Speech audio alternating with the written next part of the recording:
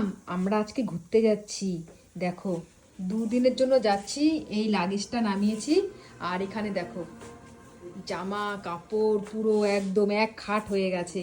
কত কিছু নিতে হচ্ছে। দেখো মামামের প্যাম্পাস, এই এত জামা কাপড়, তারপর এখানে রয়েছে সব কিছু।